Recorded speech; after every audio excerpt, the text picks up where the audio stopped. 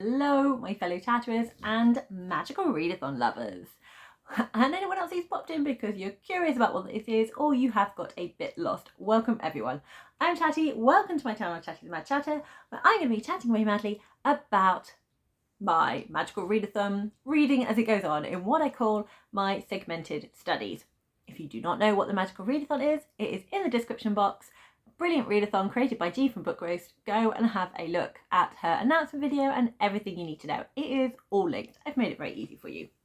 So what I'm going to be doing is talking about the books that I have chosen for my character for the subjects that they are studying. Now we know that PioLurs is a little bit of a swot, but I'm not going to be doing everything that he wants to cover. I'm going to be focusing on just the key books needed for the Star Whisperer calling, plus the books needed for alchemy, because he also wants to study alchemy as well.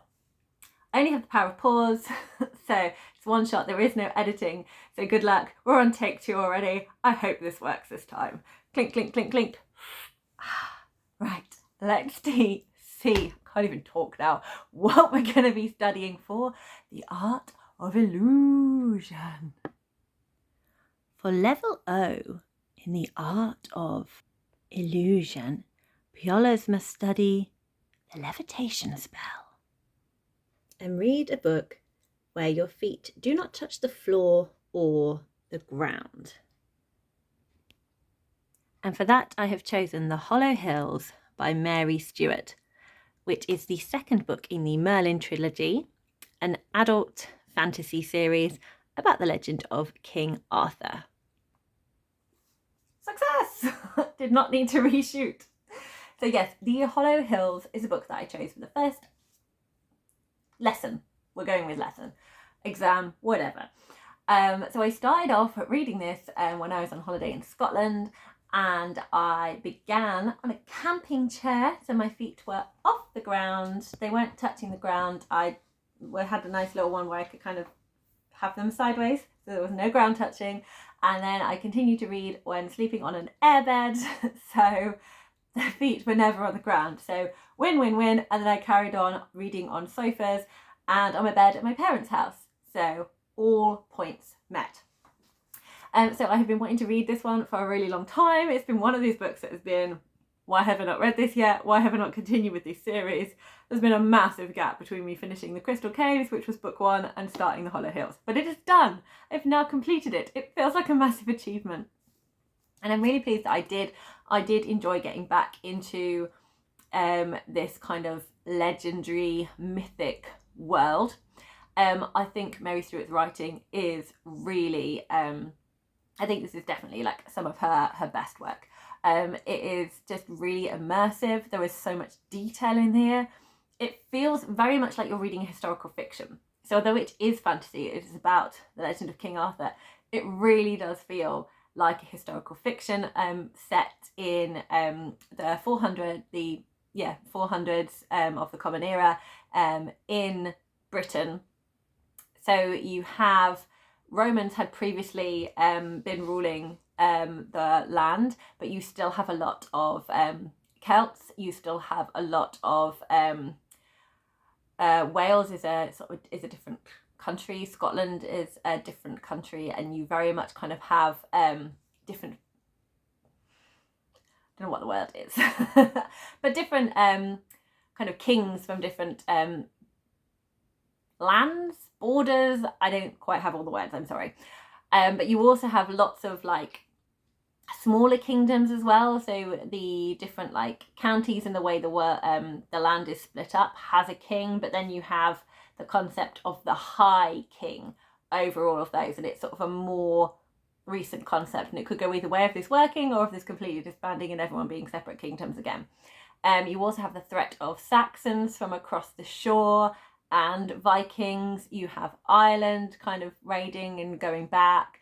It's there's a lot of potential factors.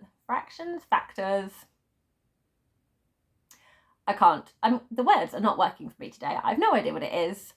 I have nothing to blame. I'm just failing in describing this. But basically, lots of different potential fights breaking out and skirmishes everywhere. And the concept of this is to keep the peace, Merlin has been told that there will be a king that will unite all of the countries together to kind of keep the peace, is the idea behind it. So a lot of these are drawn from kind of as much historical fact was available at the time. So a lot of, it feels like there are lots of names mentioned where these people would have been said to have been in those places at this time. Mary Stuart does say in her acknowledgements that she's very much kind of copied from so she's based it on the history related by Geoffrey of Monmouth, which is a history of the kings of Britain, translated by Sebastian Evans and revised by Charles W. Dunn. So there we go, that's what she's based all of this on. And it has been fun to kind of see what she's done with the legend and how she's explored it, because it's one of those fun stories which has lots of different retellings and done in lots of different ways. And you do just feel like you are living and breathing with Merlin's journey, like when he's in his cave, when he's galloping around the hills. And there's a lot of politicking going on, and I really enjoyed the politicking, kind of seeing which way it was going to go and how it was all going to come together. It was really fun. My one problem with this is it is very sadly dated in its portrayal of women. So although this was written by a woman, this was a woman who I think grew up in the 1940s. I'm just going to see if it tells me. I don't know for certain, but I do know when I was talking with Mum, she mentioned that she was kind of grew up in the 1940s, and I know one of her books was published in the 1950s. So we're going with that. This was written in the 1970s. So also the legend does not really have women in here with agency portrayed in the best light. So the women with agency are sorceresses. So there is that kind of sticking point. So there are two women that I want to talk about a lot in here, and I stupidly have not marked out the pages, so I'm going to pause again so you don't watch me shuffling through my book. Yes, so the two characters I want to talk about, one is probably not featuring in any Arthur legends, and that is Branwen. So Branwen is the wet nurse that is used to take Arthur as a baby with Merlin and other people in his close circle and go and hide him somewhere, so he will be safe from any political shenanigans that might happen because of how he was conceived and how this could be a problem to the throne. If you do not know the legend of Arthur, and you don't mind being spoiled, I'll just do a little brief explanation now. If you don't want to be spoiled, then toddle off until I've stopped spoiling. I will put timestamps in here. So basically the king wanted a duke's wife, and Merlin had a vision that a baby they conceived would be this king to unite Britain and bring peace. So he helped his, in this particular version, uncle to sneak into the Queen's chambers and her consent to this fate for her, and she agreed to a night of lying with the king, and they conceived Arthur. Her husband was then killed in battle, literally like at the same time, so it seems a little bit fishy and odd, and the king then does go on to marry her. Now she's widowed, but is aware and feels guilty about the circumstances around it, and that people would say that Arthur was a bastard and not his true heir. So Merlin, knowing that Arthur is going to be the king and wanting to protect him, takes him away to a hiding place. So obviously Arthur, infant, needs milk, needs to survive, needs wetness. This is thoughts of wetness. I have said little about Branwen because I have to confess that I remember very little about her. I mean, that's truthful, and it probably makes sense to his time, if only he'd left it there. Alas. Thinking back now over the span of years, I see only a brown head bent over the baby she carried, a rounded cheek and downcast eyes and a shy voice. She was a quiet girl who, though she talked easily enough to Ralph, rarely addressed me of her own will, being painfully in awe of me both as prince and enchanter. She seemed to have no inkling or risk or danger in our journey, nor did she seem stirred, as most girls would have been, by the excitement of travelling abroad to a new country. Her imperturbable calm was not due to confidence in myself or Ralph. I came to see that she was meek and biddable to the point of stupidity, and her devotion to the baby was such as to blind her to all else. Was she though? Maybe she was just sensible. Maybe she had inner strength and didn't let on to fear because it wouldn't have been helpful. She needed to keep the baby alive, and shrieking around wasn't really going to help anyone. There is definitely an inner strength of people who are protecting others. I think you get a source of adrenaline when you know you have to protect something smaller than yourself, and that can give you sort of like a strength and courage that you would not normally expect. So although this is written by a woman and it is Merlin's thoughts, he is very much being painted as misogynistic, but I also feel it is more that it's a byproduct of its time, and that some people of lower classes who were thought uneducated would have just been considered too stupid to understand the danger they were in. I find it incredibly insulting for Branwen. I think it's completely understandable that she didn't want to talk to Merlin because she probably knew his opinion of her, and it's much easier to talk to Ralph, who probably felt she had more to offer than just being someone holding the baby and feeding the baby. And there's a little bit more that I will add. She was the kind of woman whose only life is in the bearing and rearing of children, and without Arthur she would, I'm sure, have suffered bitterly over the loss of her own baby. I mean, rude. How dare you presume that because you are called on to care for someone else, that your own loss you are not dealing with and being upset about for a very long time. And also, do not belittle the rearing and bringing up of children as a simple skill. Rude. I am sure she had suffered bitterly over the loss of her own baby. As it was, she seemed to have forgotten this. Unlikely. And had a kind of dreamy contentment that was exactly what Arthur needed to make the discomforts of the journey tolerable. That passage made me so angry when I was reading this book. Minor detail to the main story, so we will move on. However, a character that you will be familiar with in the Legend of Arthur is... So we have two characters. One we meet, one we don't really meet. She's just spoken of. Both are Arthur's sisters. So we have Morgause, who is his elder half-sister of King Uther. So she is a bastard. And she is very, very beautiful. We then have Morgina, who is his full sister, and was legitimate, so no question of illegitimacy in her birth. There had been several months or years into marriage when she came into the picture between the king and queen, so she was the legitimate child of both of them. And Morgana is engaged to Lot, who at this point in the book is probably going to be the one to openly not want Arthur to be king and wants to kind of seize the throne for himself. So Morgana, Morgana, the younger sister, has been engaged to King Lot, and then we have Morgause, the older half sister, who is illegitimate. So in this story, if you know the Legend of Arthur, you know there is a child to evil enchantress who called Mordred, who is the downfall of Arthur. And there's lots of different tales as to where this came from and who it is. There's lots of different versions. So in this version, Arthur, after his first battle, the age of 15, lies unbeknownstly with his half-sister, and unbeknownstly to him conceives a child who goes on to become Mordred.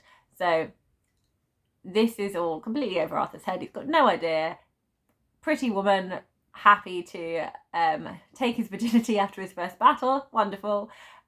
She has a plan. She has knowingly seduced her half-brother that she's never met because she knows that he holds the power, and she has seen that this would link her to him. And then Merlin deals with her. Now, this sounds like a sensible thing. Well done, Merlin. It's a good thing to do. However, there is a part of me that can't help but feel empathy for Morgause. I do not condone what's that word? Sleeping with your siblings. I don't condone that. Or seducing people younger than you. I condone neither of those things. But I can have empathy for her that she has been dismissed from everyone and what she can offer. So there is a bit earlier on when Morgause clearly has skills in healing and in medicine, just like Merlin does, and asks him to teach her more. Now, Merlin can't teach anymore because he's been given the power of kind of foretelling and the illusions as almost kind of like a godly gift from powers that be.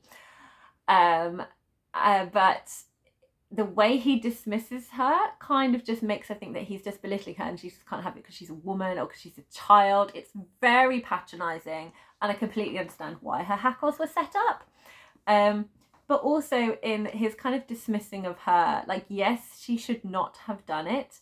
But it's kind of like, this is the only, like, apart from Branwen, female representation we get of someone having their own plan. Everything else, it's just men. It's just men in this. So Merlin is quite dismissive of her. I will tell you why. First, because you are Uther's daughter, and like him, a seeker after casual lusts. So, girls can't have casual sex. No, no, no.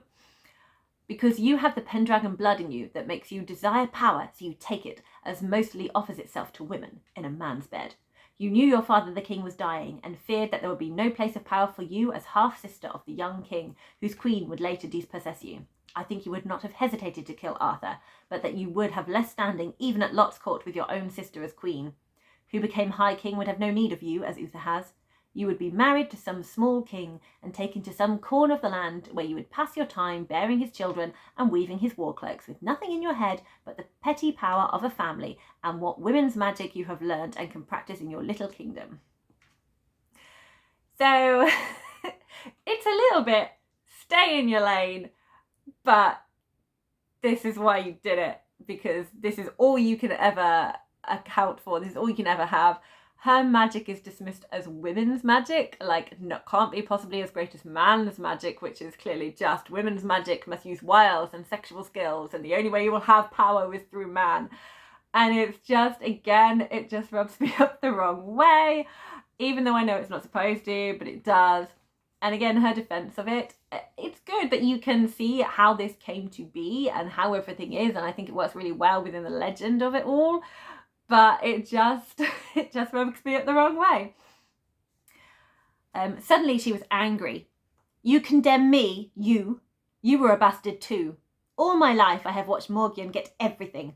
Morgian, that child to be a queen. While why, she even learns magic, but she's no idea of how to use it for her own ends than a kitten has. She'd do better in a nunnery than on a queen's throne. And she stopped on a little gasp and caught her underlip in her teeth. I thought she changed what she'd been about to say. I who have something of the power which made you great, Merlin, my cousin. Do you think I'll be content to be nothing? No, I don't think she'll be content to be nothing. I think she definitely has a lot of things to offer, and she has not had an opportunity to offer it, and she's just constantly being dismissed as a woman, which makes her get angry and try and do things to get power instead. So I kind of have a lot of sympathy for her, and I kind of want to see what she's going to do. But anyway, she gets banished. So she is dismissed. There's this very kind of feeling again that women are, I think I mentioned it previously, but it's a very kind of like well-known trait that women are seen by men as either Virgin Marys or I can't remember the bitch, like whores of Babylon or something like that. There's no in between. Either you are pure and sacred, or you are a massive slut who's probably very wicked. There's like no in between of that or any kind of nuance or complexities. So Morgause is dismissed as the whore, and off off she goes to plot further in her sister's castle. So I presume she's going to become the mistress of King Lot. I think that's how that story is going to play out. I don't know if we're going to get any more from Morgana, and if we're going to have two sort of sorceresses. I can't work out which one of these, because their names are so similar. They can both be Morgan, the evil sorceress, and I don't quite know which way it's going to go at the moment. So that is very interesting. One of the things I did enjoy about this book is I really enjoy how it kind of reflects that Romans and everything they had before they left are still here around Britain, and their way of life is still remembered by the Britons still living here. And there are still references to the Roman gods in here. There are like hermit shrines, as well as kind of the incoming Christianity as well. So I'm enjoying seeing those two kind of religion ideas. There's also kind of Celtic mythology that is still kind of around. So Merlin is very much kind of saying, I'm here, and allow this shrine to any god that is listening. So I think it's really interesting. There's references to like Hermes, the messenger god, as well as Christianity symbols like the sword being likened to a cross in the stone. So it's really, really interesting seeing the kind of the parallel twos. I've not seen that before in this, so I thought that was really cool. I did enjoy, like I said, the politicking and kind of how it played out, and that we got the sword in the stone references, and we got the lake, and we get Arthur and Merlin, and I really enjoyed Arthur and Merlin's relationship with each other. I thought it was lovely. And I'm keen to see kind of where that goes in The Last Enchantment, which is the final book in the Merlin trilogy. There is a couple of other books that come after that, which are kind of talking about like the Arthurian saga, but I'm just going to be focusing on the Merlin trilogy to begin with, and I might read those ones later. But yes, I have read The Hollow Hills. Woohoo! So now to see what class PioLurs is going to be studying next. PioLurs needs a level D in Psionics and Divination. PioLurs must read O, Q, and D. For level D, it is the Omen of Lily. Read a book with the word Lily in the title, on the cover, or the author's name. If you see my TBR video, you will know that I do not have any books with Lily on the cover, in the title, or the author's name. And I don't want to go out of my way to buy books or read books I have no interest in. So I have gone for either a book title with a flower in the name or on the cover, or a girl's name. And I have chosen Julia and the Shark by Kieran Millward Hargrave, with illustrations by Tom DeFreston, which is a middle grade contemporary. So yes, I have been a little bit adjusting of the prompt for this one. And I'm counting this for my personal journey, but I'm not going to put it on the spreadsheet that G has for her prompt fulfilling thing of like how many books we've been reading as a collective. I'm not going to do that. So this is Julia and the Shark. I also like to kind of usually go OQD, but this time I'm going all in with a D. Purely because I am buddy reading this book with Tiffany from the Towering TBR, because she also was using this, she was deciding between two books for her one of her prompts on her bingo. I will leave her August bingo TBR game here, so you can go and have a look at that.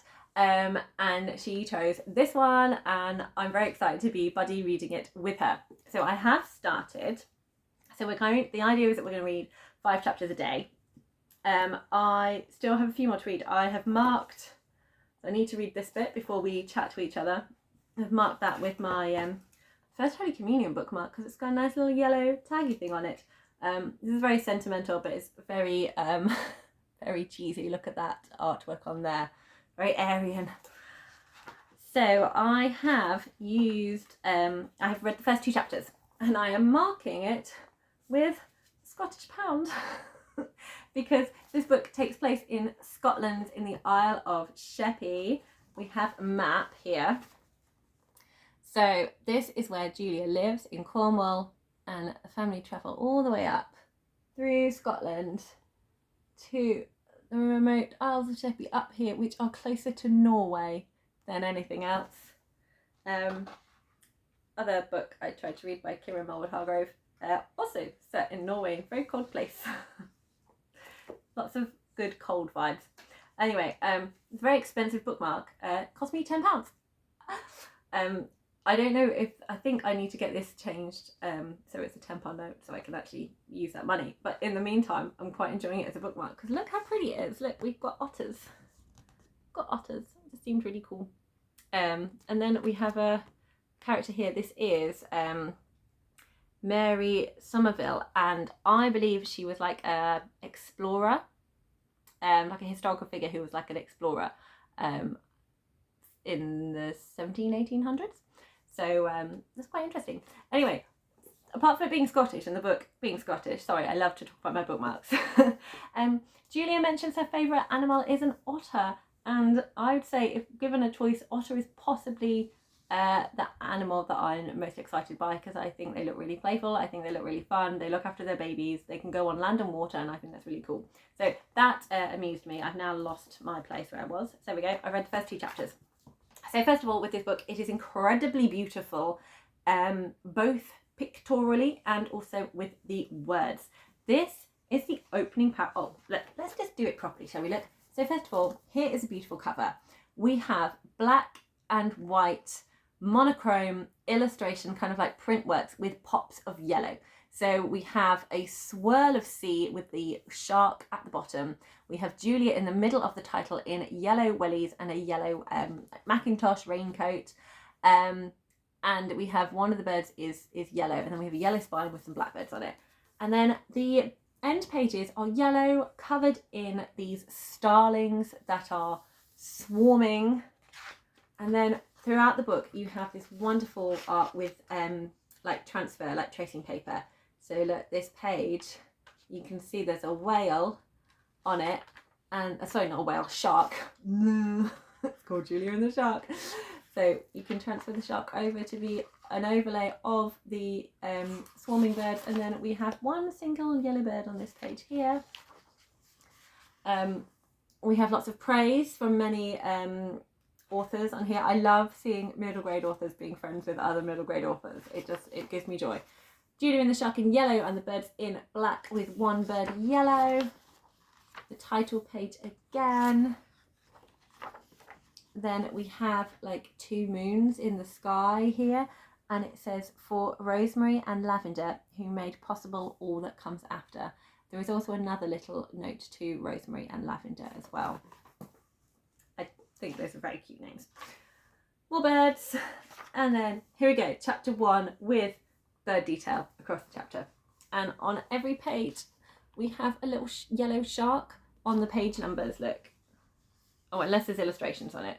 If there's not illustrations yet. So look, we've got sharks on the page numbers, which is so cute. So the opening paragraph for Julia and the Shark absolutely sets up the tone for this book. There are more secrets in the ocean than in the sky. Mum told me when the water is still and the stars prick its surface, some of the sky's secrets fall into the sea and add to its mysteries. When we lived in the lighthouse, I hauled my long-handled crab net over the balcony railing and tried to catch them, but I never did. So pretty.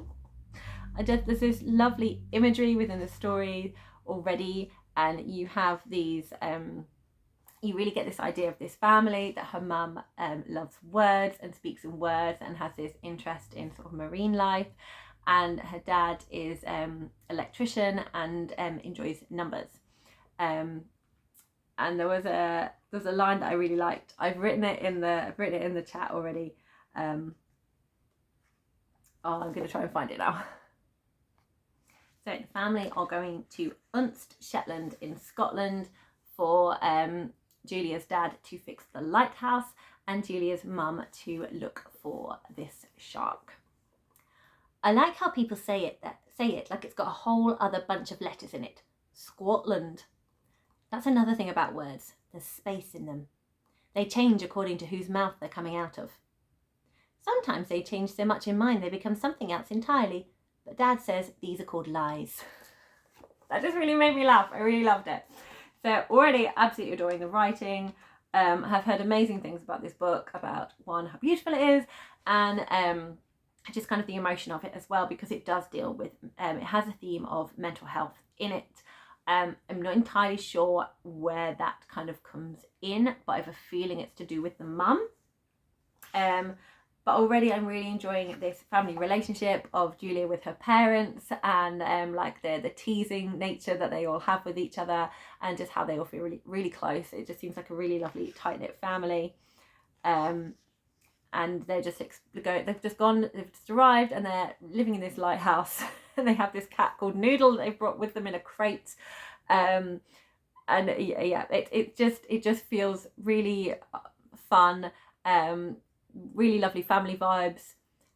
Julia seems a little bit lonely but self-sufficient, and has a great relationship with her parents, and also loves her cat.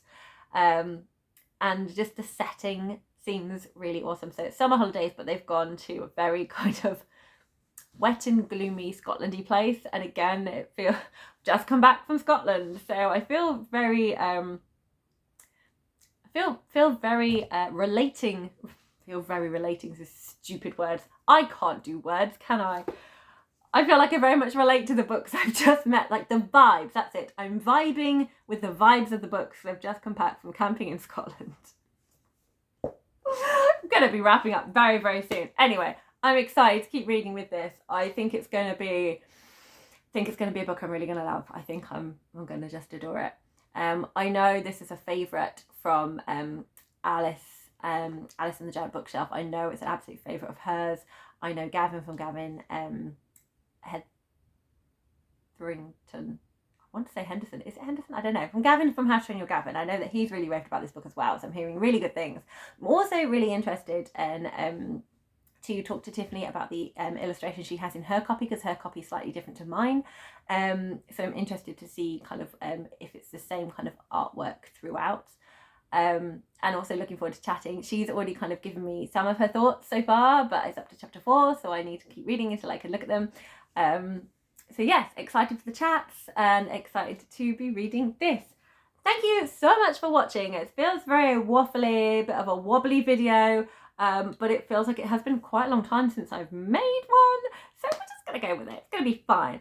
Anyway, let me know what you've been reading. If you have thoughts on any of these books, you know I love a chat. Happy reading, everyone.